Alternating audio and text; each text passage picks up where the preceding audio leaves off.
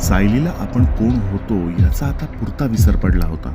लहानग्या मुलीसोबत फिरायला जाणं, तिच्यासोबत वेळ घालवणं एवढंच आणि इतकंच सायली नावाच्या व्यक्तीचं अस्तित्व उरलं होतं. एकदा काय झालं, रस्त्यावर अचानक एक वस्तू उभी दिसली. ती वस्तू सायलीला कुठंतरी पाहिल्यासारखं वाटलं.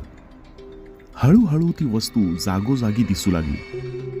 हळूहळू सायलीच्या आत काहीतरी जागं होऊ लागलं.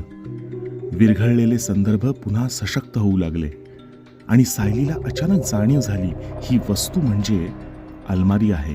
खूप जुनी आठवण ताजी व्हावी तशी सायलीला फ्लॅटची आठवण होऊ लागली.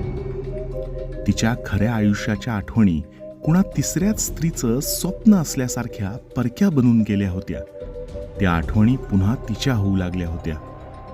एके दिवशी सायलीला अलमारीत शिरायची इच्छा झाली. सायलीनं एक पाऊल अलमारीत ठेवायला उचललं, तेवढ्यात तिला लहानग्या मुलीनं अडवलं. सायलीला आश्चर्याचा धक्का बसला. ती मुलगी कोणासारखी दिसते ह्याची लख्ख आठवण पहिल्यांदाच सायलीला झाली.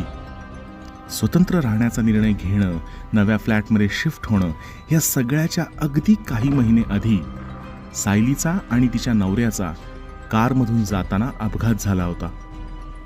अपघातात हे दोघं वाचले होते, पण मागच्या सीटवर झोपलेली त्यांची मुलगी मात्र. सायलीने हंबरडा फोडला. तिला तिची लेक इतका काळ ओळखता आली नाही. ती स्वतःची घृणा करू लागली, तिरस्कार करू लागली.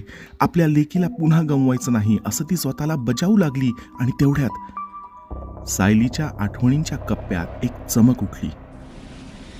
सायलीने झटकन आपल्या मुलीला झिडकारलं आणि अलमारीत उडी मारली. कारण अगदी त्याच क्षणाला सायलीला तिसरी अट आठवली होती.